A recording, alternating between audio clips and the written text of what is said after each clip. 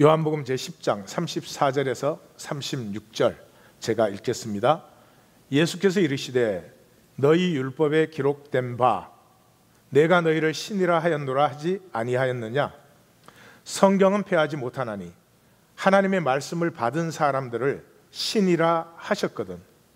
하물며 아버지께서 거룩하게 하사 세상에 보내신 자가 나는 하나님의 아들이라 하는 것으로 너희가 어찌 신성모독이라 하느냐? 아멘. 오늘 들어가는 질문은 생명의 반대가 뭔지 좀 생각을 해보십시오. 요한복음 10장이 오늘 그 본문인데, 요한복음 10장을 요한복음은 이 흐름 속에서 이해를 해야 되는 그런 책이에요. 그래서 먼저 전체 구조를 보겠습니다. 1장이 서론이고 21장은 후기예요. 20장 31절에서 요한복음의 결론이 딱 내려집니다. 그래서 후기고, 그 안에 2장에서 12장까지는 표적의 책, 또 13장에서 20장까지는 영광의 책, 그렇게 불러요. 표적이라는 것은 무슨 표적이냐 그러면 새 시간이, 하나님의 새 시간이 도래한 표적들이 나타나요. 다른 말로 하면 죽음을 살고 있는 이 땅에 생명을 사는 표적들이 나타나는 거죠. 또 영광의 책이라고 부르는 것은 요한복음은 계속해서 십자가를 영광이라고 부릅니다. 왜 영광이라고 부르느냐? 십자가에서 하나님의 생명이 가장 선명하게 나타났기 때문에, 이것이 이제 요한복음입니다. 그러면 1장이 사실은 어떤 의미에서 제일 중요해요. 왜냐 그러면 전체의 내용을 이미 다 선언하고 있어요. 이 선언과 이제 정언으로 나누어지는데, 선언은 이제 말씀이 계셨다, 말씀이 하나님이다, 말씀으로 말미암아 모든 것이 창조되었다. 그런데 그 말씀이 육신이 되어서 우리 가운데 지금 함께하고 계신다. 그러니까 두말할 것도 없이 나사렛 예수를 얘기하는 거죠. 자, 그 나사렛 예수에 대해서 정언이 세 가지가 나타나요. 제일 첫 번째 정언은 세례 요한에게서 나타나요. 이 세례 요한이 나도 모른다, 메시아가 누군지 내가 어떻게 알겠느냐. 그런데 하나님께서 내게 말씀하시기를 성령이 임하여서 그 위에 머물거든, 그가 성령으로 세례를 주는 사람인 줄 알라 그랬다, 이 말이죠. 성령이 머무는 사람, 성령과 함께하는 사람이죠. 두말할 것도 없죠. 성령으로 세례를 주신 인 줄 알라 그랬는데, 나사렛 예수 위에 성령이 임하더니 머물더라. 그래서 내가 그를 정언한다. 두 번째, 그는 세상 죄를 지고 가는 하나님의 어린 양이다. 이렇게 정언을 합니다. 세례 요한의 정언을 듣고 예수를 따르는 사람들이 생겼습니다. 대표로 빌립을 얘기하고 있습니다. 그래서 빌립이 나다나엘에게 이렇게 말합니다. 율법과 선지자가 기록한 그의, 다시 말해서 율법과 선지자는 구약이죠. 구약 성경이 예언한 메시아를 우리가 만났다. 그렇게 정언을 했어요. 그렇게 정언을 했더니 그 나다나엘은 지금 예수 제자 공동체 안에 있지 아니한 제3자죠. 그 제3자에게 정언을 했더니 그 제3자가 아주 훌륭한 대답을 했어요. 나사렛에서 선한 것이 나올 수 없어. 여기 선한 것이라는 것은 무슨 착하다 그런 말이 아니고 메시아를 말합니다. The good ones. 이 구약 성경은 good top라는 것을 하나님에게만 씁니다. 나사렛에서 나오게 되어 있지 않아 그랬어요. 그랬더니 빌립이 와 보라 그랬어요. 굉장히 중요한 말이에요. 우리 성경의 신앙은 뭘 배우고 이해하고 자기 생각으로 뭘 깨닫고, 그것과 아무 상관이 없어요. 여러분이 성경과 교리를 다 깨달았어도 그것이 신앙은 아니에요. 와 보라, 그 공동체 안에서 하나 된 삶을 같이 사는 것이 신앙이에요. 그래서 와 보라 그랬더니 나다나엘이 왔어요. 그래서 나다나엘이 예수님을 만났는데 이 참 이스라엘 사람이요 간사한 것이 없다 그렇게 되어 있어요. 그러니까 이게 무슨 뭐 나다나엘의 성격을 칭찬하는 것으로 읽으시면 안 되고, 요한복음 전체에서 보시면 제자들의 정언을 받은 사람 중에서 순전하고 간사한 것이 없는 사람은 나사렛 예수가 메시아인 것을 알아보게 되어 있다는 거죠. 그러니까 못 알아보는 자는 그 마음이 욕심과 정욕과 더러운 것으로 렌즈가 더러워져 있는 것이죠. 보이지 않는다 이 말이죠. 그래서 이 간사한 것이 없는 참 이스라엘 사람인 나다나엘은 이 예수님을 하나님의 아들이요 이스라엘의 임금이로소이다 이렇게 고백했다. 그러니까 세례 요한이 증언했어요. 그걸 받은 제자들이 예수를 따르면서 증언했어요. 이제 그것을 받은 사람들 중에서 이 예수를 메시아로 따르는 사람들이 일어나도록 이 책을 쓰고 있다. 이렇게 1장을 읽으셨으면 아주 잘 읽으신 거예요. 자, 그래서 결론이 그렇잖아요. 20장 30절 제일 마지막 절이 오직 이것을 기록하면 너희로 예수께서 육신을 입고 온 나사렛 예수께서 하나님의 아들 그리스도임을 믿게 하고 그 이름을 힘입어 생명을 얻게 하려 함이라. 생명을 얻게 하려 함이라. 그러니까 생명은, 여기 생명은 살아있는 게 아니죠. 살아있는 사람들에게 생명을 얻게 하려고 이걸 증거하는 거니까. 그러니까 생명을 산다는 말을 내가 안 죽고 살아있다는 말로 이해하시면 굉장히 곤란하다 이 말이죠. 그러면 도대체 생명을 산다는 것이 무엇인가 이제 들어가서 찾아보십시다. 자, 우리는 10장을 했으니까 표적의 책은 간단합니다. 처음에 2장에서 4장까지는 3시간이 열리고 그 다음에 5장에서 10장은 예수가 이 3시간을 여는 메시아다. 그 다음에 11장은 이 3시간이 완성되었다. 어떻게? 죽은 나사로가 부활함으로. 그러니까 이 표적의 책은 죽음을 사는 이 땅의 사람들이 생명으로 사는 3시간의 도래를 얘기하고 있다. 그래서 12장은 그 생명으로 살게 하시기 위해서 예수님이 향유로 기름 부음을 받고 내가 들려야 하리라, 내가 십자가에 달려야 하리라 이렇게 선언함으로 표적의 책은 마감을 하는 것입니다.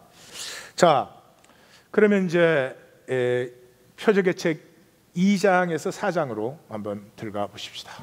2장에서 4장은 이 3시간이 열림 아니에요? 3시간이 열렸으니까 3시간이 열렸어. 우리말로 한 거듭났으면 물이 포도주로 바뀌어야 돼요. 육체가 성전이 돼야 돼요. 육체가 성전이 되지 않으면 뭐예요? 육체가 허무해요. 여러분, 허무하면은 어떻게 되죠? 욕망이 가득하죠. 허무하니까 욕망이 가득해요. 그냥 좋은 건 자기한테 다 채워야 돼. 여러분, 무슨 생명이, 그런 생명이 어디에 있어요? 아니, 꽃이 자기는 장미도 되고 백합도 되고 뭐 하여튼 수선화도 되고 뭐 꽃에 좋은 건 지가 다 가져요. 그건 꽃이 아니지, 괴물이지. 우리가 그런 삶을 살아요. 왜요? 육체가 허무하니까. 허무하면 욕망밖에 없죠. 그런 게 아니에요. 육체는 하나님의 말씀이 담기는 거예요. 하나님의 말씀이 뭐예요? 하나님의 인격이 담기는 거죠. 하나님의 인격이 나타나는 자리를 성전이라고 하죠. 하나님의 인격이 나타나면 용서하지, 죄사함. 성전에서 죄사함을 받는 거 아니겠어요? 자, 그 다음에 그 3시간을 누가 여느냐? 나사렛 예수가 여신다. 이게 5장에서 10장까지예요. 그래서 이때까지 우리 죽음을 사는 사람들 어떻게 살아요? 생명 살지 않아요. 하나님의 생명을 우리에게 주셨거든요. 그럼 참 가능성이 풍성하고 충만하고 내게서 나타날 수 있는 신비가 말할 수가 없습니다. 그런데 그 생명 안 살아요. 생명 안 살아요. 그리고 생존의 종노릇을 해요. 근데 그 부끄러운 줄은 우리가 다 알죠. 누가 아무 말 안 하는데 부끄러운 줄 알아요. 그래서 자꾸 핑계를 대는 거예요. 물이 동하는데 넣어주는 사람이 없습니다. 뭐 내가 때를 못 만났습니다. 나는 뭐 부모를 못 만났습니다. 하여튼 내가 그 성공할 뻔했는데 뭐가 어떻게 돼서 하여튼 핑계만 대고 있어요. 핑계. 그것이 우리의 실존이라는 거죠. 그것을 살게 하는 자, 그 자리에서 일어나 내 자리를 들고 살지는 아니하고 핑계만 댔던 내 삶을 들고 이제는 걷게 하는 자가 선한 목자라는 거죠. 그래서 내 양은 선한 목자의 음성을 듣기 때문에 선한 목자를 따름으로 생명 살지 못하던 내가 생명을 살게 된다. 이것이 이제 5장에서 10장이에요. 그 가운데는 이제 간단하죠. 주님이 생명의 말씀이에요. 주님이 생명의 말씀이에요. 그래서 한가운데 그거잖아요. 내 살을 먹고 내 피를 마시라 그러잖아요. 그 6장을 딱 떼서 얘기하면 이게 무슨 이상한 일이냐 이렇게 되죠. 근데 이미 1장 서론에서 어떻게 했어요? 말씀이 뭐가 됐어요? 육신. 말씀이 나사렛 예수의 살과 피가 되었어요. 그러니까 내 살을 먹고 내 피를 마시라는 것은 무슨 뜻일까요? 말씀을 먹으라는 거죠. 이 내 말씀으로만 너희가 살 수 있다 그랬을 때 그거를 따르는 사람도 일어나고 그걸 반대하는 사람도 일어나고 메시아의 논쟁이 일어나죠. 그 앞쪽으로는 오병이어와 무리로 걸으시는 역사를 딱 보여줘요. 성경을 읽는 사람은 벌써 창세기에 사람을 창조하시고 복을 주시고 모든 걸 다스리라, 다스림의 권세를 위임했잖아요. 오병이어 복, 무리를 걸으심, 다스림의 권세. 이렇게 이 정도 보시면 굉장한 거예요. 그 다음에 뒤쪽에는 죄사함과 가늠하다 현장에서 잡힌 여인의 죄사함과 그 다음에 그 맹인의 보물 여시잖아요. 우리는 다 육체로 사는 동안은 죄에서 자유할 수도 없으며 죄된 삶을 살아요.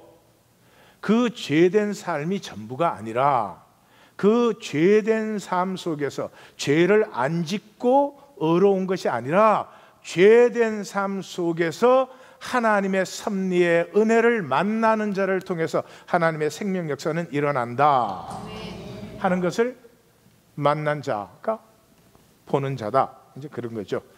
자, 그리고 그러면 이제 10장 오늘의 본문으로 들어가겠습니다. 이걸 들어가기 전에 9장 마지막 절에서 이렇게 해요. 내가 심판하러 이 세상에 왔으니 보지 못하는 자들은 보게 하고 보는 자들은 맹인이 되게 한다. 그러니까 예수님이 오시는 순간이 심판의 순간이에요. 무슨 심판이 이루어져요? 못 보는 자는 보게 되고 본다는 자는 맹인 되게 해요. 못 보는 자는 누구예요? 예수님을 따르는 사람들이. 못 보니까 왔겠죠. 본다는 자는 누구예요? 유대교 종교인들이죠. 이 사람들은 자기들은 본다는 거죠. 볼 필요 없다는 거죠. 그 사람들은 오히려 맹인 되게 된다, 이제 그런 얘기죠. 자, 그것을 딱 선언하고 나서 10장이 시작되는 거죠. 10장은 그래서 10장은 한마디로 내 양은 십자가의 말씀을 쉐마한다. 말씀을 쉐마하는데 그 말씀은 십자가의 말씀을 쉐마한다, 그것이에요. 그러니까 십자가의 말씀을 쉐마한다는 것은 생명을 사는 길은 죽음을 넘어서 사는 길밖에 없어요. 죽음을 피하는 것은 죽음의 권세 아래 여전히 억눌려 있는 것이에요. 설명 안 해도 이해되기를 바라요. 생명을 산다는 것은 내가 두렵고 떨림에도 불구하고 예수의 이름으로 내 삶의 작은 죽음들을 계속해서 직면하는, 그렇게 살 수 없을 것 같아. 그렇게 살아가지고는 내가 손해볼 것 같아. 그렇게 살아가지고는 내가 망할 것 같아. 그래도 예수의 이름으로 그것을 마주칠 때 그 어떤 것보다 생명이 존귀하고 생명의 권세가 큼을 사는 것, 그것이 십자가를 사는 것이다. 부활을 사는 것이다. 하나님이 주신 하나님의 형상, 신성을 사는 것이다, 이런 것이에요. 그래서 10장은 아주 간단하죠. 첫 부분에서 양과 목자는 쉐마하고 야다한다. 그 우리 김승덕 성도님이 어제 새벽에 나눔에서 그랬대요. 양은 이렇게 눈앞에 와 있어도 보지를 못한대요. 그래서 이 음성을 들어야 듣는 것으로 따른다고 그래요. 그 양을 기른 사람이니까 우리가 믿는 게 좋을 것 같아. 예. 난 처음 들어서 재밌지 않아요? 양은 음성을, 사실은 음성이 진짜예요. 예, 보는 것보다. 인간은 쉐마의 존재예요. 들음에 더 진실이 있어요. 자, 그래서 그 반대편에도 뭐냐? 양은, 내 양은 쉐마하고 그 다음에는 나를 따른다 하는 거예요. 그 따른다는 말이 뭐냐? 신성을 사는 것이다. 신성이 뭐야? 우리 안에 있는 하나님의 형상을 사는 것이다. 하나님의 형상이 뭐예요? 십자가예요. 그것이 아버지의 일이에요. 왜? 아버지의 가슴은, 하나님의 가슴은 지금도 이 땅에서 약하고 아픈 곳을 향해서 흐르고 있다. 아프고 약한 곳을 향해서 흐르고 있다. 그래서 뭐 내 능력 해봐야 뭐가 지풀도 없지만은 내 능력 갖고 나 지키고 나 부족함이 없어, 나 든든해, 나 뭐 충분히 나 지킬 수 있어. 그 양반은 하나님하고는 인연이 없는 사람이에요.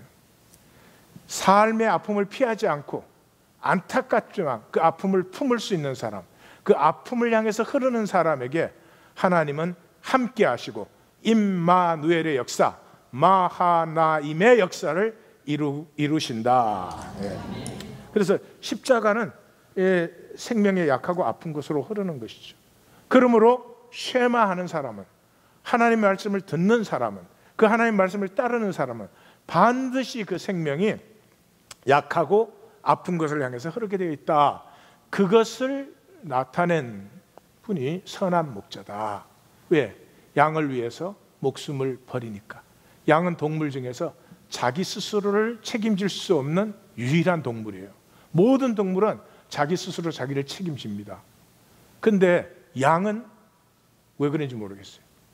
목자가 돌보지 않으면 뭐를 먹어야 되는지도 모르는 동물이에요. 동물은 다 아프면 자기가 뭐를 먹어야 되는지, 뭐 금식을 해야 되는지 동물들은 다 스스로 알아요.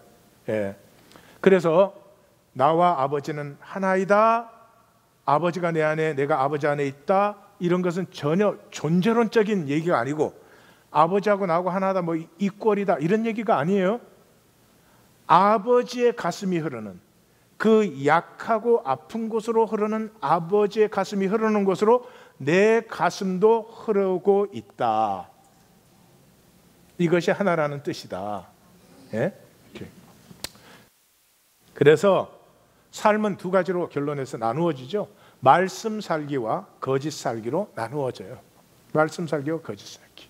말씀을 사는 것이 생명을 사는 것이. 세상을 사는 사람은 거짓으로 사는 것밖에 없어요. 세상에서 피할 수가 없어요. 세상에서 피할 수가 없어요. 거짓으로 사는 거예요. 우리 중에 아무도 나는 내 진실대로 산다, 그런 사람은 없어요. 또 진실대로 사는 것이 꼭 좋은 것도 아닐 수 있어요. 자, 남편과 아내 사이에 조금도 거짓 없이 진실만 얘기한다. 벌써 감이 다 잡히시죠, 그죠? 그 집은 싸우다가 난리 날 거야.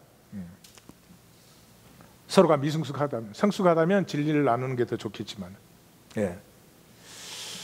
문제는 이것이에요. 거짓 사실 수밖에 없고 거짓으로 사는 세상에 우리가 있는데, 아까도 말씀드렸지만 세상 사는 동안은 현상 속에서는 그게 실제 같고 그게 실제로 적어도 우리 안에서는 나누어지니까 사는 것 같은데, 육체를 벗을 때, 다시 말해서 나의 영원한 운명으로 나아갈 때 진리가 아닌 것은 다 쓰러져 버려요. 거짓은 다 쓰러지는 것이죠. 아무런 가치가 없어요. 아무런 존재가 되지 못해요. 그것이 문제예요. 그러므로 거짓된 세상 속에 우리가 거짓된 존재로 살고 있지만 그 삶 속의 중심에는 생명이 자라나고 피어나고 있어야 된다. 우리가 육체에 있는 동안 생명 살기가 피어나지 않았는데 종교는 죽으면 생명 피어난다고 얘기를 해줘요. 믿을 사람은 믿으세요. 엄청 바보지 그거는. 아니, 내가 살지 않은 생명이 죽은 다음에 어디서 피어나? 이 육체에 있는 기간 동안이 절대적인 시간이에요. 여러분, 이 우주의 모든 것은 재생됩니다. 모든 것은 재생돼요. 하여튼 뭐 나무가 썩으면 뭐 거기에서 또 뭐 꽃이 나오기도 하고, 뭐 하여튼 소가 죽으면 그 먹어서 또 사람 생명이 되기도 하고, 하여튼 이 세상에 에너지는 형태를 바꾸지만 계속 새 것으로 전환됩니다. 그러한 세상 속에 절대 유일한 것은 인간의 삶밖에 없습니다. 인간의 삶밖에 없어요. 내가 태어나서 죽을 때까지 산 삶, 그건 절대적인 의미를 갖고 있어요. 어떻게 살았든지 그것은 영원한 것이에요. 그래서 거짓 중에 최고의 거짓이 윤회설이에요. 윤회설. 죽으면 또 태어나고 또 태어나고. 그럼 뭐 살 게 뭐 있어? 아니, 또 태어나는데 뭐를 아니 거기에 무슨 의미를 추구하고 가치를 추구할 게 뭐 있어요? 아무렇게나 살아 또 태어나는데 뭐. 예? 세상에 그런 거짓말은 없죠. 기억하십시오. 성경의 특징은 이 연약한 인간의 삶, 그 출생에서 죽음까지 이 찰나 같은 그 삶이 그렇게 소중하고 그것을 위해서 하나님이 죽으실 수 있는 이유는 이 육체 안에 있는 동안에 내가 받은 주권으로 내가 어떤 삶을 사느냐 하는 것이 나의 영혼을 결정하는 것이다. 자, 생명에 대해서 생명이 뭐 여러 가지로 말할 수 있겠지만 세 가지만 말하십시다. 가장 중요한 것은 숭고함입니다. 생명에는 숭고함이 있어요. 어쩔 수가 없어요. 그래서 우리는 뭐 우리가 가치 없게 살면 누구도 우리에게 뭐라고 하지 않아요. 근데 스스로 부끄러워요. 떳떳하지가 않아요. 왜? 우리는 하나님 주신 생명에 숭고함이 우리 속에 있기 때문에. 숭고함이 있다고 하는 것은 도와 길이 있다는 거예요. 세상은 아무렇게나 살아도 이익만 챙기면 잘 사는 것처럼 속이지만 아닙니다. 부끄러워요. 스스로 부끄러워요. 예, 내가 모든 사람 앞에서도 그렇게 할 수 있다 하는 게 아니면 살지 마십시오. 내가 계산되고 이익을 챙기는데 그렇지만 사람들에게는 그걸 숨기고 싶어. 그건 살지 말으라는 것입니다. 인생은 짧습니다. 그렇게 계산되고 이익 챙겨봐야 평생에 다 챙긴 거 얼마 안 됩니다. 손해 보십시오. 보시면 압니다. 손해가 안 되는 것을. 예, 내가 손해 보지 않으려고 하는 삶 때문에 내 인생을 갖다 버리고 있는 것을 만날 수가 있어요. 절대 그렇게 살지 마십시오. 예, 어떤 수도원에서 남자 제자가 그 여자 제자를 보고 막 편지 보내고 사랑한다고 고백을 하는 거예요. 그래서 계속 그렇게 하니까 그 다음날 전체가 모였을 때 그 여자 제자가 이렇게 앞에 섰어요. 앞에 서서 이 중에서 나를 사랑한다고 하는 사람이 있는데 그 사랑하시는 분은 지금 나오셔서 저에게 고백하십시오. 그랬어요. 나왔게 안 나왔게? 나 몰라. 포인트는 그게 아니야. 모두 앞에 떳떳하게 할 수 있는 게 아니면 하지 마십시오. 그게 나한테 어떤 이익을 갖다 주더라도 내 스스로 내 삶을 천박하게 만들고 내 스스로 내 삶이 가치 없는 것으로. 여러분, 내가 내 자신의 가치를 못 느끼는 것을 무엇과 바꾸겠습니까? 온 세상에 은과 금을 다 가졌는데 내가 나에게 부끄러우면 무엇으로 그것을 보상하겠습니까? 그런 일을 하지 말라는 거죠. 예, 세상에 속지 마시고 손해 보시는 것 같아도 그렇게 되면 뭐가 안 되는 것 같아도 떳떳한 길로 행하시면 반드시 하나님의 은혜와 축복의 길을 만나십니다. 지난주 본문으로 만나면 우리가 다 그런 사람이에요. 100데나리온에 그 작은 것 챙기려고 1만 달란트의 하나님의 무한한 은혜를 다 패해버려요. 내가 나를 부끄럽게 여기면 하나님의 사랑이 무슨 소용이 있어요? 하나님 나를 사랑한다는 걸 모르는 게 아니잖아요. 근데 내가 스스로 그것을 패해버리니 그게 무슨 소용이 있냐고. 하나님 날 사랑하는데도 나는 여전히 수치에 시달려, 열등의식에 시달려. 이를 우리가 하고 있는 거죠. No more. Not anymore. 옆에 분에게 선언하십시오. Not anymore. Not anymore. 지금 말하세요. 나 밥 한번 사줄래 그러면? 그래서 가치예요. 가치예요. 여러분, 생명은 가치예요. 가치인데 경쟁적 가치가 아니에요. 내가 네보다 잘났다. 나는 너보다 좀 더 가졌다. 나는 네보다 비싼 차 타고 다닌다. 에이, 즐기십시오. 즐기시지만 다시 한번 말씀드리는데 우월감과 우월함을 착각하지는 마십시오. 예, 내가 비싼 차 타고 있는데 옆에서 이렇게 제가 지나가면 상당히 우월감을 느껴요. 막 찌그러진 트럭 타고 옆에 지나가니까. 그렇다고 지가 나보다 우월한 건 아니야. 바보들. 그 우월감, 실제도 아닌 그 감 누리려고 몸 바쳐 일해. 그런 가치 아니라는 거죠. 하나님의 형상이라는 것, 하나님의 신성함을 내게 주셨다. 이거 어떻게 비할 가치가 없잖아요. 여기에다 뭘 더 갖다 붙일 수가 있겠어요.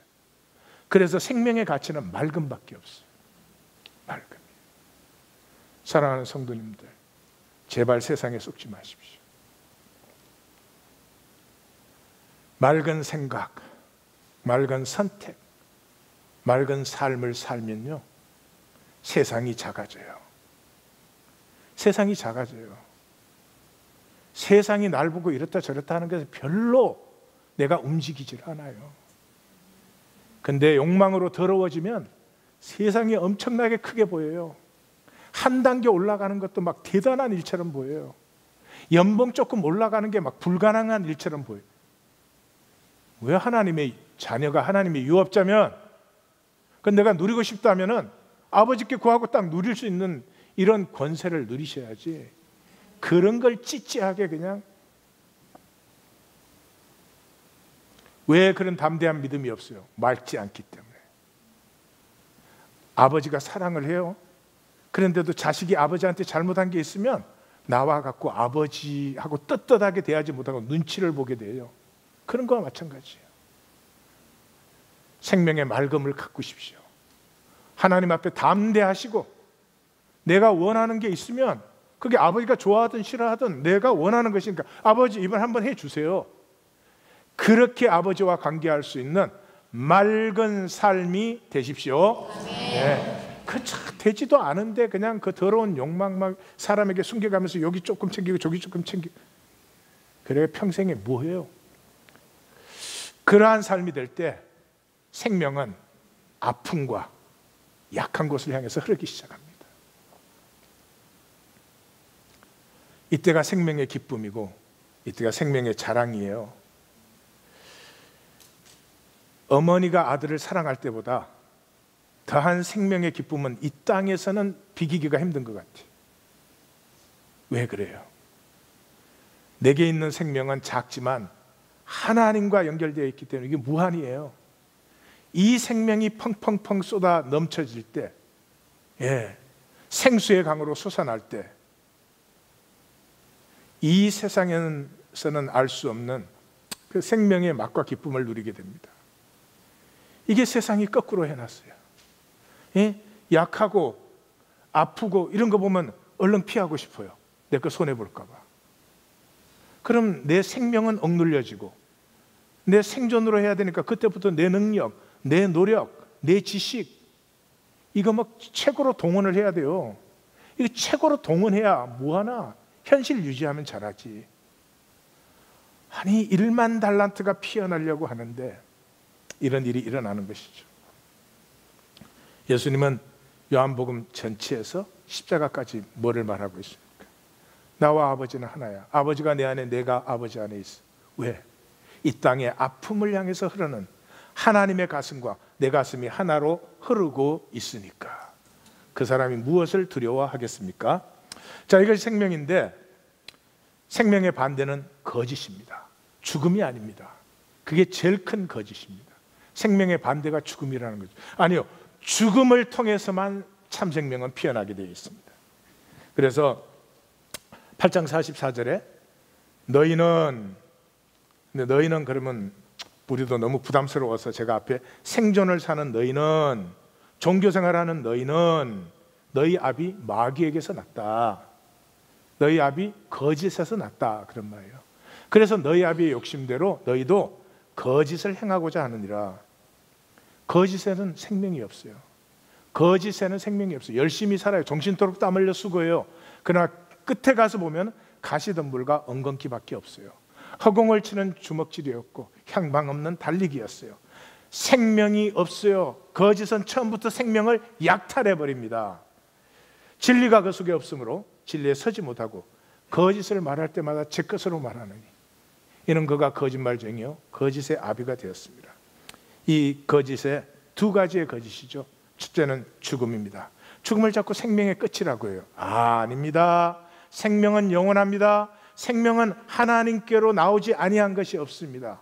미물의 생명도 하나님으로부터 나왔기 때문에 영원합니다. 시작도 없고 끝도 없습니다. 다만 우리에게 이 현상의 죽음이라고 하는 것을 주신 것은 이 현상에 있는 동안 우리가 사랑하여서 우리가 자원함으로 생명을 선택함으로 생명이신 하나님과 우리가 진정한 하나가 되고 싶어서, 그래서 우리에게는 죽음이라고 하는 결승점을 주신 것이죠. 그것을 넘어서 죽음을 품지 않으면 생명이 없습니다. 그냥 간단하지 않습니까? 우리가 음식을 먹어요. 음식 먹을 때 뭐를 먹어요? 죽은 걸 먹어요. 죽은 걸, 죽은 야채, 죽은 고기를 먹어요. 근데 그 죽음을 우리가 품었을 때 어떻게 해요? 우리의 생명은 그것을 나의 생명으로 바꾸는 능력이 생명 안에 이미 있는 것이죠.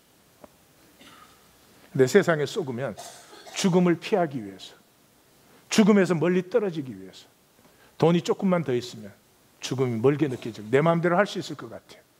죽음도 나를 건드리지 못할 것 같이, 이런 무의식. 그래서 T.S. 엘리엇의 Wasteland, 황무지 시에 들어가는데 T.S. 엘리엇이 우리가 그 시를 이해할 수 있도록 쿠마의 무녀 이야기를 적어놓죠. 쿠마의 무녀가 아폴로 신에게 사랑을 받아요. 그래서 아폴로 신이 물어요. 내가 너에게 무엇을 해주랴? 먼지 한 움큼을 집어서 이만큼 살기를 원합니다. 이만큼 살아도 죽지 않기를 원합니다. 그런 말이죠.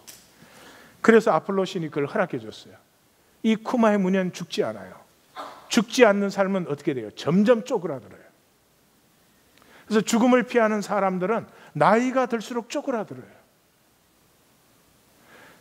삶의 지경이 확장되는 야베스의 복을 누리지 못하고 땅끝까지 복이 되는 아브라함의 복을 누리지 못하고 삶이 점점 쪼그라들어요. 내 능력으로 지킬 수 있는 삶, 내 능력으로 유지할 수 있는 삶, 얼마나 크겠습니까? 우리는 죽음을 피하는 사람들 아닙니다. 죽음을 정정당당하게 직면하면서 하루하루의 삶 속에서 작은 죽음들, 끊임없이 나를 천박하게 만들려는 그 유혹들, 아무것도 아닌 것에 계산과 이익에 사로잡히는 그 죽음을 피하려는 내 본능에 매달리는 삶에서 과감하게 그러한 육체의 본능을 넘어서 생명을 피워내는 삶으로 살던 내가 어느 날 죽음을 맞이했을 때 너와 나의 최종의 결정으로 그 죽음을 그대로 내 품에 안아버립니다. 그러면 하나님의 생명이 죽음보다 큰 것을, 하나님의 생명이 죽음을 반드시 이기는 것을 만나게 되죠. 좀 역설적이지만 이러한 것이에요. 건강한 결혼 생활은 이혼의 가능성을 매일매일 알고 있는 것입니다. 무슨 말이냐? 분명히 이혼의 가능성이 선명하게 있음에도 불구하고 오늘도 우리가 결혼한 관계로 살아간다는 말은 오늘 다시 한번 결혼의 서약을 새롭게 하며 오늘이 그 서약의 첫날로 살아가는 것이죠. 불건강한 삶은 결혼이 무슨 권리를 챙긴 것입니다. 이제 결혼했으니까 너 내 권리 채워내. 그러한 결혼 생활에 무슨 기쁨과 가치가 창조되겠습니까? 그렇습니다. 우리의 삶도 마찬가지입니다. 오늘 하루하루가 죽음의 가능성을, 작은 죽음의 가능성, 실제적인 절대적인 죽음의 가능성을 동시에 갖고 있지만 내가 예수 그리스도의 이름으로 그것들을 피하지 아니하고 정정당당하게 직면하는 생명 권세를 누리시기를 주의 이름으로 축원합니다. 제 페이스북 메시지를 하나 나누죠. 이번 주 요한복음 10장을 묵상하다가 하루 적은 것입니다. 스치는 수많은 얼굴들, 나만은 안 죽는다는 얼굴들의 홍수, 잊혀질 얼굴들, 그 사이에 가냘픈 죽음 향하는 한 작은 얼굴, 그 얼굴의 작은 빛에 새벽이 열린다. 예수님을 생각한 것입니다.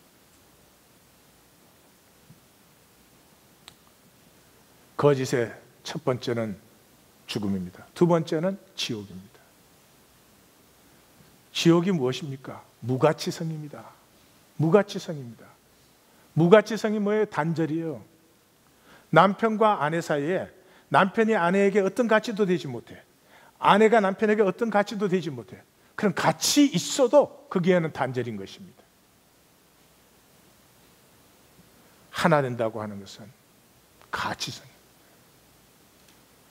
하나님이 생명 씨앗을 나에게 주셨습니다. 그것을 내가 살아갈 때, 그 하나님의 생명을 내가 살아갈 때, 내가 하나님을 사랑하는 것이고 하나님의 생명이 내 생명이 되는,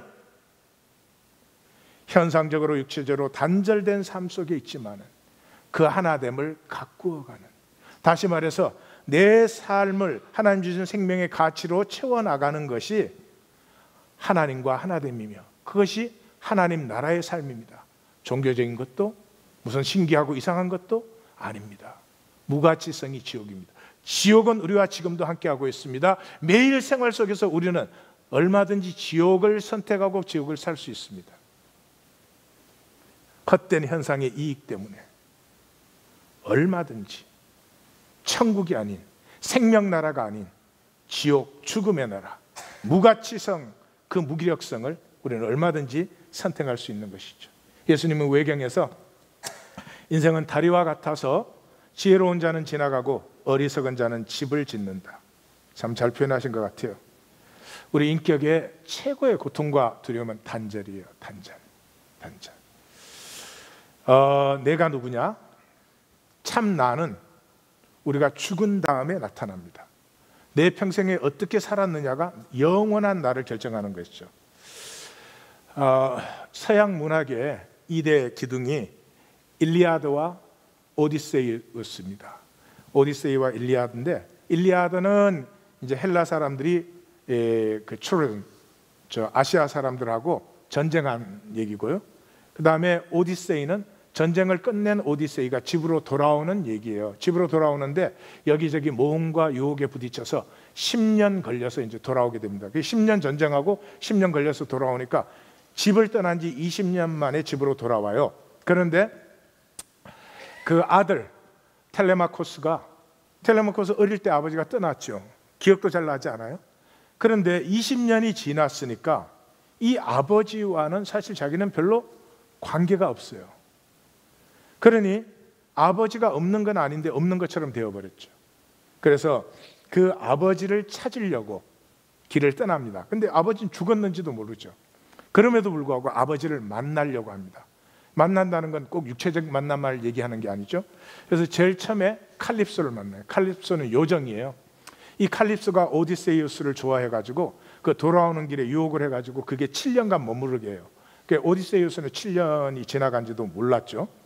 그래가지고 그 칼립소가 이제 오디세이우스를 이렇게 유혹을 하는데, 그 아내 페넬로페가 미인이어서 이 20년 부재 동안에 많은 사람들이 결혼하려고 하고 유혹하려고 그러고 하는데도 그 페넬로페가 그 순정을 지켜서 나중에 두 사람의 만남이, 그러니까 남편은 아내에 대한 가치를 지켰어요. 남편됨의 가치를.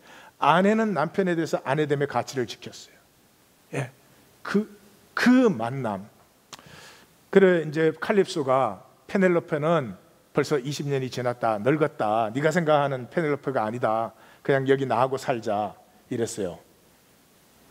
근데 이제 오디세이가 물리쳤어요. 그랬더니 그 다음에는 이 좀 물리치기 힘든 유혹이죠. 칼립소가 오디세이우스를 보고 그래요. 영원히 늙지 않게 해주겠다. 그래서 영원히 늙지 않는 젊음으로 영원히 늙지 않는 그 아름다운 여정과 사는 삶. 자, 형제님들 어떻게 하시겠어요? 다 표정들이 이래. 그걸 질문이라고 지금 묻니? 거기에서 내 아버지는 내 아버지됨을, 남편됨의 가치를 지켰다는 말을 들어요. 그래서 잘 모르는 아버지에 대한 한없는 존경심과 자부심을 가지고 그 다음에 또 떠나서 메넬라우스, 그 전쟁의 총사령관이었던 메넬라우스를 만나요. 메넬라우스는 굉장히 천박한 사람이에요. 그런데도 이렇게 말해요. 나는 내가 존경할 사람을 별로 만나본 적이 없다. 인간이란 건 다 거짓되니까. 그런데 내 아버지는 용사 중에 용사, 영웅 중에 영웅, 존경받을 수 있는 사람이었다. 거기서 이 텔레마코스는 자기 아버지 오디세우스와 하나가 되는 것입니다. 무슨 말하는지 보이십니까? 아버지가 부재했을 때, 내가 한평생을 살고 나서 내 현상적인 육체의 삶이 없어진 다음에 내가 남긴 삶의 가치가 무엇이냐 하는 것이, 내가 단절을 살았는지 하나됨을 살았는지, 하나됨 뭐 잘해주고 이런 것이 아닙니다. 내가 내 가치를 지킨 것이 당신에 대한 하나됨입니다. 그 관계가 부부 관계가 되었든, 친구 관계가 되었든, 이웃 관계가 되었든, 성도 관계가 되었든, 하나님과의 관계가 되었든, 내가 내 가치를 지키는 것이 하나됨 되는 것입니다. 나사렛 예수는 아버지 앞에 그 가치를 끝까지 지키신 분이죠. 자, 제가 이렇게 말씀을 드려도 제 심령은 안타깝습니다. 왜냐하면 제가 이렇게 드리는 말씀은 늑대 보고 토끼로 살라는 거예요. 늑대는 고기를 먹어야 되거든요. 토끼는 풀을 먹어요. 그 늑대 보고 토끼처럼 살라 그러면 될까 안 될까? 이해가 잘 안 가십니까, 질문이? 늑대 보고 토끼처럼 살라 그러면 될까요, 안 될까요? 네, 안 돼요. 예, 뭐 아주 신이 나서 그냥 안 돼요. 그냥 막. 예, 이런 심정을 가진 거. 오늘 새벽에 깨서 기도하면서, 하나님, 늑대를 보고 토끼로 살라 그러면 그게 될 말입니까? 나를 부르신 건 좋은데 제발 이런 거 좀 시키지 않을 수 없나요? 그리고 좀 넋두리를 했습니다. 사실은 저뿐이 아니고 이미 이 씨는 아니지만 예 씨가, 구약시대 예레미야가 표범이 그 반점을 없앨 수 있느냐, 구스인이, 흑인이 그 피부를 백인처럼 할 수가 있느냐, 안 된다, 이렇게 말했습니다. 똑같은 얘기입니다. 그럼 왜 이 말을 하는가? 그것을 하는 이유는 이것입니다. 첫째, 내 안에 있는 거짓 기제를 인정하셔야 됩니다. 제가 이렇게 말씀드리면 머리로는 지금 다 이해합니다. 아, 생명 살아야지, 생명 사는 게 좋은 것이구나, 다 알죠. 그러나 내 삶의 적용은 나르시즘이 딱 막아버리죠. 어떻게 막아요? 내 마음은 그래. 내가 아직 살지는 못하지만 내 마음은 그래. 내가 아직 살지는 않지, 언젠가는 그렇게 살 텐데, 이렇게 스스로를 속여버려요. 그렇게 속여버리는 한 전혀 소망도 가능성도 없습니다. 두 번째, 에고입니다. 그래서 한 걸음을 더 나가요. 한 걸음 더 나간 사람은 어떻게, 에고는 뭐예요? 논리적 오름을 만들죠. 논리적 오름. 이미 제가 말하기 전에 이미 막 자기 속으로 그런 사람 여기 있을 거예요. 사람이 누가 어떻게 그렇게 사냐, 그렇게 멋있게 말하지만 뭐 니는 그렇게 사냐, 나 그렇게 살아. 아니요, 아주 작지만 그렇게 삽니다. 제가 전혀 살지 않고 이렇게 말하면 제가 먼저 심판을 받아야 될 것입니다. 그것은 분명히 아셔야 됩니다. 악은 이것입니다. 자기를 정당화하기 위해서 모든 것을 보편화시키는 것입니다. 그래서 진실이 어디 있어? 진실로 사는 사람이 세상에 어디 있어? 자기를 정당화하기 위해서 진실로 사는 사람의 숫자는 적지만 있습니다. In fact, 인간 역사에 구름같이 허다한 정인들이 있습니다. 그런데 그 존귀한 가치를 자기 하나 정당화하려고 싹 없애버리는 것입니다. 대중화시키고 논리화시키고, 그것이 악입니다. 그게 불신입니다. 그렇게 살 수는 없어, 이렇게 했죠. 신앙은 무엇입니까? 모두가 거짓이고 모두가 헛되이 사는 것 같은 그 삶 속에서도 하나님은 합력하여 선을 이루고 있으며, 그 합력하여 이루시는 선을 누리는 정인들이 아직까지는 우리 앞에 있다. 이것이 믿음입니다. 이 길은 말씀 만나기를 통해서만 옵니다. 말씀 만나기가 유일한 길입니다. 성도님들, 오늘 10장은 간단하지 않습니까? 양은 내 음성을 들어 나를 알고 나를 따라, 그런 것이죠. 이 얘기를 하시는 이유는 딱 한 가지입니다. 양으로 생명을 얻고 더 풍성히 얻게 하려는. 생명은 살아있는 것이 아니다 그랬죠? 생명은 하나님이 주신 그 생명 가치를 내가 살기 시작하는 거예요. 내가 얼마를 살겠습니까? 하나님의 생명같이 억만분의 1을 살겠습니까? 그래도 그 작은 것을 살 때 이상하죠? 내가 나인 것이 괜찮습니다. 내가 나인 것이 좋아집니다. 온 세상이 그렇게 커 보이던 세상은 작아지고 나는 세상에 대해서 얼마나 떳떳해지고 담대해지는지요. 그래서 내 양은 다시 후반부에서 내 양은 내 음성을 들으며 나는 그들을 알며 나를 따른다 이렇게 얘기했습니다. 자, 이 말씀을 읽는다는 것은, 이 말씀을 만난다는 것은, 이 말씀을 읽었을 때 이 말씀이 무슨 뜻이야? 이 말씀에서 양은 뭐야? 그런 것이 아닙니다. 이 말씀을 들었으면 이렇게 읽는 것입니다. 내 양은 내 음성을 듣는다는데 나는 주님의 음성을 듣고 있나? 내 양은 나를 안다는데 나는 주님을 정말로 아는가? 내 양은 나를 따른다고 했는데 나는 정말로 주님을 따르고 있는가? 그걸 점검하셔야 됩니다. 기독교는요 막 이해합니다. 교리식 가지고 멋지게 갖다 붙여놓습니다. 그걸 이해 다 했어요. 이해 다 했으니까 끝났지 뭐. 아무 말씀이 주어져도 이해 끝났으니까 됐지 뭐. 살지는 않아요. 거짓입니다. 종교의 거짓을 유의하십시오. 예를 들면 이런 것입니다. 제가 속사람에 대해서 여러 번 강조했습니다. 속사람에 대한 핵심 기절이 뭡니까? 골로새서 1장 26절 27절이에요. 이 비밀은 만세와 만대로부터 몸으로 감추어졌던 것인데 하나님이 이제 그의 성도들에게 나타냈고, 여기 읽으셨으면 이 비밀이 뭐냐, 성도들에게 나타냈다는 말이 어떻게 나타냈단 말이냐, 뭐가 Never mind. 여기를 읽었으면 말씀을 만나는 사람은 대번에 이렇게 됩니다. 만세와 만대로부터 감춰졌던 비밀을 성도에게 나타냈다는데 그러면 나에게는 그 비밀이 나타났는가? 내가 성도라면 나에게 나타났어야죠. 근데 그 비밀이 뭐라고요? 너희 안에 계신 그리스도. 내 안에 그리스도가 계신가? 내 안에 그리스도가 말씀이라는데 내 안에는 그리스도가 역사하고 계시는가? 내 혼돈과 공허와 흑암의 깊은 속에 말씀이 운행 역사하시면서 좋았더라 심히 좋았더라의 역사를 회복하고 있는가? 그것을 점검하는 것이 말씀 만나기입니다. 말씀 갖고 장난치는 게 아닙니다. 말씀 풀어가지고 밥 먹고 사는 게 아닙니다. 말씀 풀어가지고 나는 너보다 말씀 잘 알아, 종교의 우위적인 포지션을 잡는 것이 아닙니다. 여러분, 우리가 고린도서를 하니까 고린도 교회가 얼마나 골치 아픈 교회인지 잘 아시죠?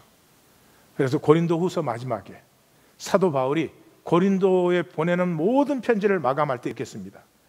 고린도후서 13장에서 너희는 믿음 안에 있는가 너희 자신을 시험하고 확증하라. 내가 믿음의 사람인지 시험하고 확증을 어떻게 하느냐? 예수 그리스도께서 너희 안에 속사람으로 계신 것, 그것을 점검하라. 만약에 그렇지 아니하면 너희가 버림받은 자니라. 우리가 너희에게 전하는 것은 딱 한 가지. 우리가 버림받지 않아. 다시 말해서 그리스도가 우리의 속사람이시기 때문에 우리는 그것을 너희에게 전하는 것이야. 말씀은 해석의 대상이 아닙니다. 말씀은 잘 알아서 나는 말씀 잘하는 사람이 되는 것이 아닙니다. 말씀은 쉐마의 대상입니다. 들었으면 그 말씀이 나에게 해당되는지 안 되는지 그걸 점검해야죠. 사는 것은 관심이 없고 말씀을 또 해석하고 난리를 쳐가지고 이 기독교 요란합니다. 사랑하는 성도님들, 이제는 말씀이 내 속사람이 되어서 그리스도가 그 인격이 내 속사람이 되어서 이제는 말씀의 역사가 나타나는 시간으로 우리는 접어들었습니다. 자, 그것이 접어들면 생명 느끼기가 시작됩니다. 말씀이 운행 역사하시면 여전히 내 안은 혼돈과 공허와 흑암이 깊지만 그 속에 좋았더라가 펼쳐내기 때문에 아주 작은 것에서 행복함과 담대함과 그렇게 이기적이던 내가 이제는 하나님의 가슴과 함께 아프고 약한 곳을 향해서 함께 흐르는 이 작은 것들을 느낍니다. 그래서 무엇을 느끼는지 아십니까?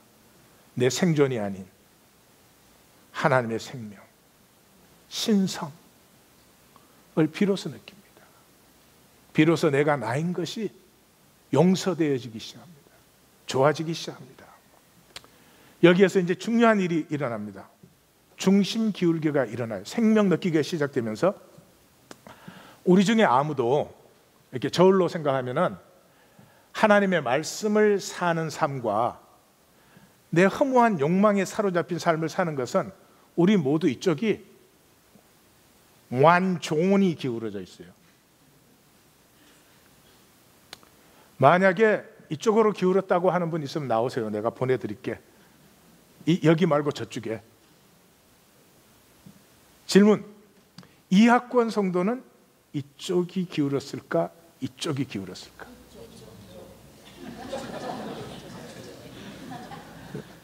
그래도 11시 예배는 대답을 하네. 9시 반 얘기는 다 이러더라. 이쪽이라 이게 이쪽. 자, 고백의 시간. 저도 이쪽이 많이 기울어져 있죠. 좋아하지 마세요. 성도님들보다는 덜 기울었어. 그래야 그건 의미가 별로 없어. 도토리 키재기니까. 그러나 성도님과 나의 차이는 어디에 있는 줄 아십니까? 다는 아니겠지만 대부분의 성도님들과 저의 차이는 여기에 있습니다. 자, 이쪽 저울에도 이제 모래가 담겨 있어요. 이쪽 저울에도 모래가 담겨 있어요. 이쪽이 이렇게 기울었는데 모래 하나를, 그 하나를 이쪽에서 이쪽으로 옮기는 기쁨. 여전히 기울어져 있는데 모래 하나를 이쪽에서 이쪽으로 옮기는 기쁨. 못 알아듣는 사람 못 알아듣는 거예요. 이러고 있으면 안 돼요. 이게 어차피 기울었는데 평생 옮겨봐라. 이게 되나? 악이에요. 불신이에요. 모래 하나를 옮기는 거예요. 내가 하나님 앞에 신실하지 못한, 내가 예배 드린다고 하면서도 내 마음대로 왔다 갔다 하는 거, 그거 한 가지 옮기는 거예요. 내가 찬양하면서 내 마음대로 찬양하는 거, 그거 하나 옮기는 거예요. 그거 옮기지 않고 어차피 그런 거지. 그게 악입니다. 그게 불신입니다. 이거 하나를 옮겼는데요,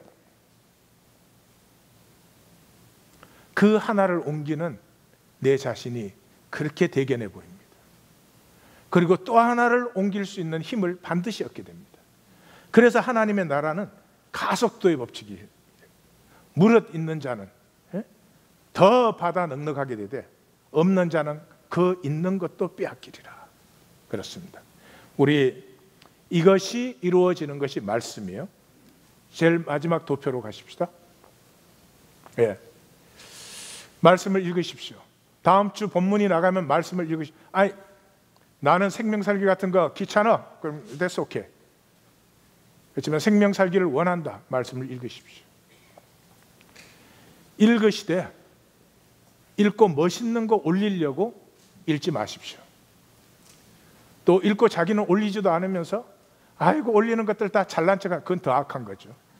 예. 에고의 장난질에 쏙지 마십시오. 자기 정당화하는 에고를 조심하십시오. 읽으십시오. 읽은 다음에 그냥 나누십시오. 다른 사람 생각하지 마시고 자기 증명하려고 하지 마시고 내가 만난 걸 올리십시오. 의미가 아닙니다. 내 양은 내 음성을 듣는다고 했는데 그럼 올리십시오. 내 양은 내 음성을 듣는다고 했는데 나는 음성을 못 듣네요. 이 사람은 용기 있는 사람일 것이고, 용기가 없는 사람은 음성을 듣는다고 했는데 나는 음성을 듣는지 안 듣는지 모르겠어요. 안 들리니까 모르지. 예. 그렇지만 들리는지 안 들리는지 저는 잘 모르겠어요. 그거 올리십시오. 자기 자신을 올리십시오. 그 다음에 토요일 새벽에 나오십시오. 들으십시오. 이 말씀 속에 뭐가 흐르고 있는지, 이 말씀 속에서 내가 만나야 되는 것이 어떤 것들인데 만날 것을 못 만났는지, 안 만나야 될 것을 만났는지 토요일 새벽에 듣고 점검하십시오. 그리고 주일 말씀을 들을 때 성찰하십시오. 이 말씀이 나에게 뭐라고 했는가? 설교를 잘했냐 못했냐, 기냐 짧으냐가 아니라 오늘 이 말씀이 나에게 무엇이라고 했는지 그걸 성찰하십시오. 그리고 순 나눔에서 나누십시오. 순 나눔에서 위로와 격려과 고백과 중보와 이런 것입니다. 우리는 아직 말씀에서 멉니다. 서로 안타까워하십시오. 소망이 있음을 확증하십시오. 우리의 능력이 아니라 하나님의 은혜가 우리와 함께하는 것을, 그러니까 우리에게 이런 시간을 여신 것을 고백하고 나누십시오. 그리고 돌아가서 일주일 동안에 적용하십시오. 아주 먼지보다 작은 것도 좋으니까 적용하십시오. 모래 하나를 옮기는 기쁨을 누리십시오. 그걸 하신 다음에 하나님이 계신지 안 계신지, 하나님의 약속이 살아있는지 죽었는지, 그 다음에 저에게 말씀하십시오. 기도하십시다.